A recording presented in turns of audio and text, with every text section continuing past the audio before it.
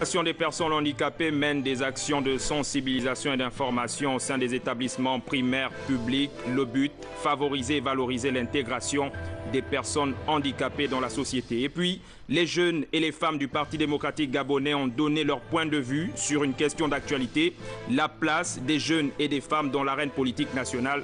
C'est à la faveur d'une conférence débat. Madame, Messieurs, bonsoir et bienvenue à tous dans ce journal. Tout d'abord, cette triple audience au ministère de l'économie. Là-bas, Luc Oyoubi a dévisé d'abord avec une délégation de la Banque mondiale, puis avec le secrétaire permanent du groupe d'action contre le blanchiment d'argent en Afrique centrale, enfin avec l'ambassadeur du Japon accrédité au Gabon. On regarde.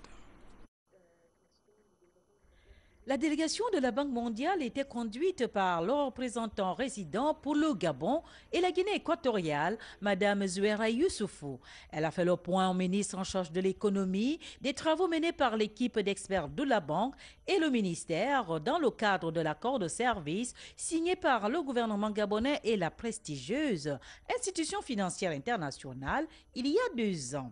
Cet accord vise la promotion du secteur privé et les nouvelles sources de croissance de l'économie gabonaise. Avec le secrétaire permanent du groupe d'action contre le blanchiment d'argent en Afrique centrale, le GABAC, le ministre Luc Oyoubi, a pris connaissance de certains dossiers trouvés sur la table de travail par le nouveau responsable du GABAC, Désiré Goframbok. En sa qualité de président du Conseil des ministres de la CEMAC, le ministre Oyoubi a donné des instructions pour que les dossiers urgents trouvent rapidement une issue favorable.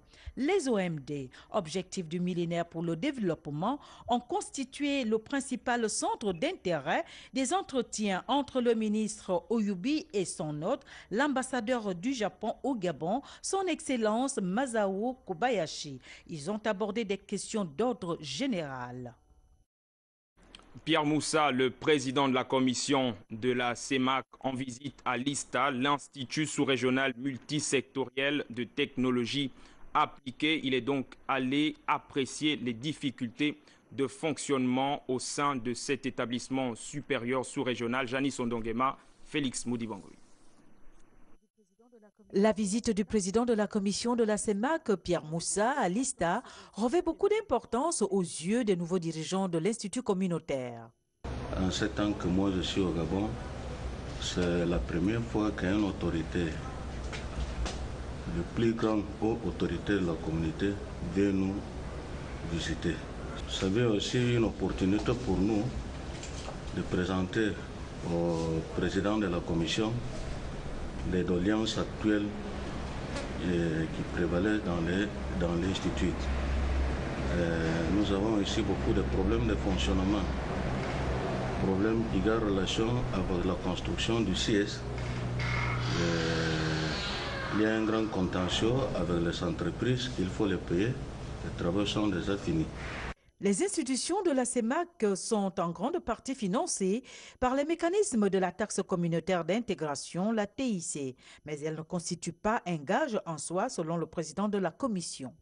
La TCI n'est pas gagée seulement sur les seules importations des produits de luxe.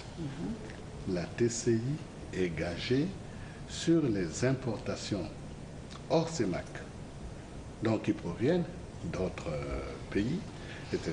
La TCI, ce qu'on peut en dire aujourd'hui, c'est qu'elle ne produit pas encore sa pleine mesure.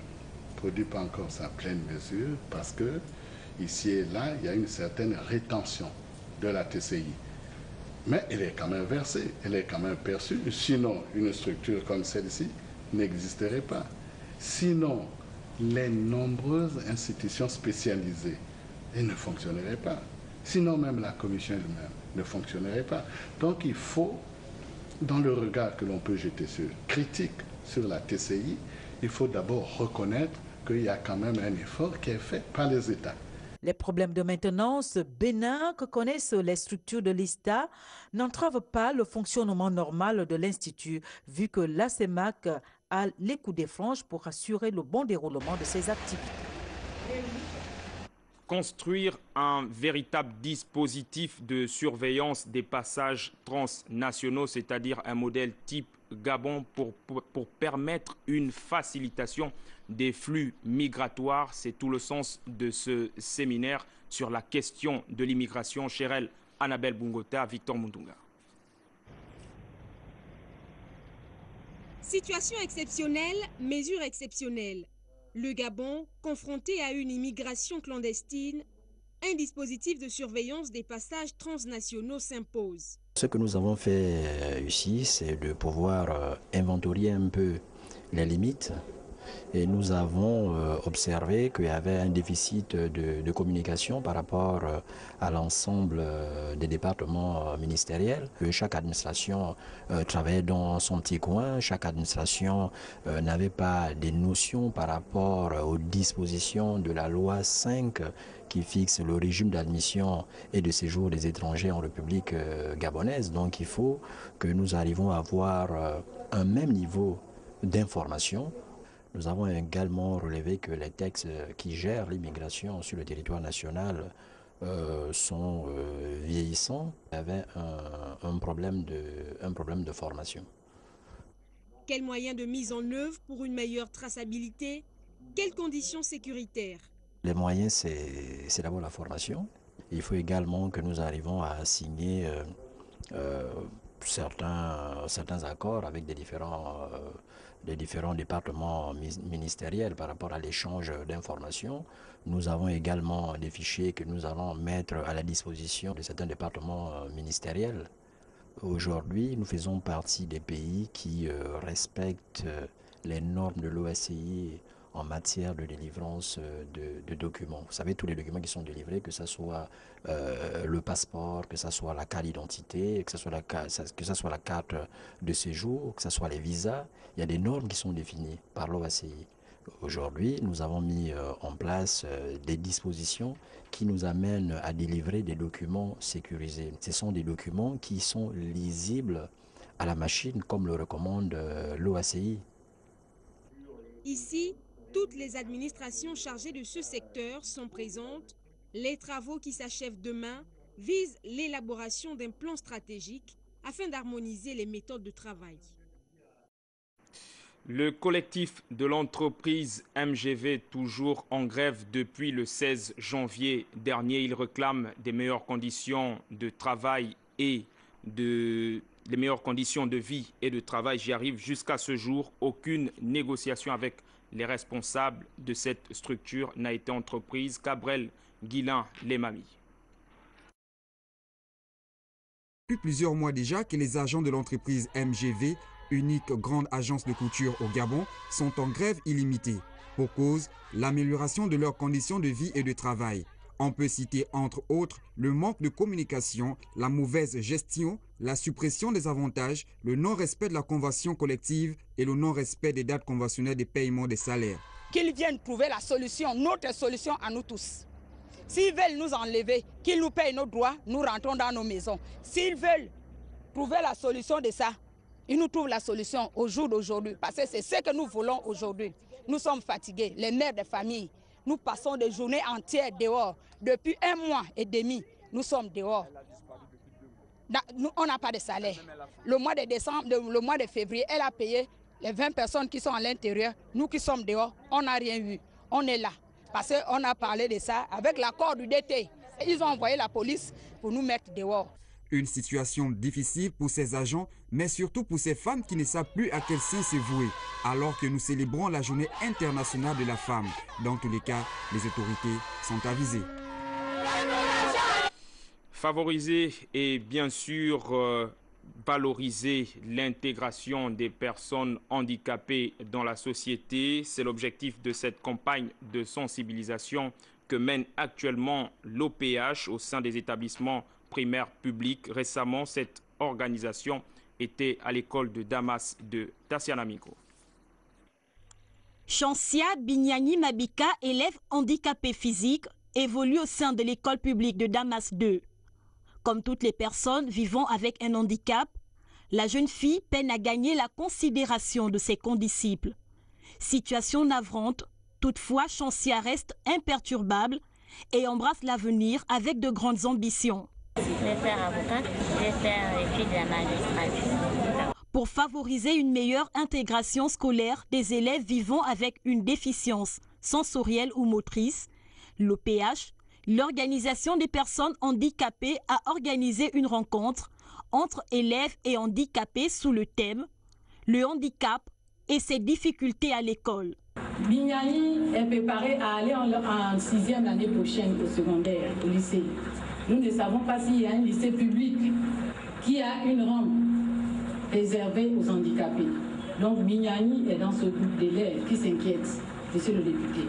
Lorsque Bignani part de chez elle pour l'école publique de Damas, elle n'est pas transportée. Il pleuve ou qu'il neige. Sa maman souffre de la pousser jusqu'à l'école parce qu'aucun transport ne les accepte. L'honorable Guy-François Mungengi Kumba, parrain de la rencontre, est apparu compatissant et rassurant. Tout ce que vivent les citoyens gabonais, y compris ceux qui sont frappés malheureusement par un handicap, revêt une importance capitale aux yeux des hautes autorités. Ce qui est lancé en milieu d'année scolaire permet de prévoir et de prévenir les autorités de l'éducation nationale pour que les dispositions effectivement soient prises dès la rentrée prochaine pour aider les enfants handicapés à accéder dans leur salle de classe. Se sentir marginalisé fait plus malheureux qu'être handicapé. Souhaitons ensemble que toutes ces promesses passent du virtuel au réel. L'insalubrité accrue observée dans la capitale gabonaise inquiète de plus en plus sa population et vu l'ampleur des désagréments, l'urgence, il faut le dire, se fait sentir. Lolita Obono. Jusqu'où ira l'incivisme de certaines populations dans les quartiers de Libreville? Voici l'image que veulent donner à la capitale ceux qui jettent les ordures ménagères sur la voie publique sans remords ni culpabilité de salir la ville et détruire l'environnement. Comme on peut le voir ici, du carrefour ancien Sobraga en passant par l'échangeur de la Cité de la Caisse jusqu'au quartier Sibon, les populations déversent leurs ordures sur la route au lieu de le faire dans les bacs à ordures de la Sauvogue, pourtant situés à quelques mètres. Pour moi, en tant que Gabonais, c'est pas normal.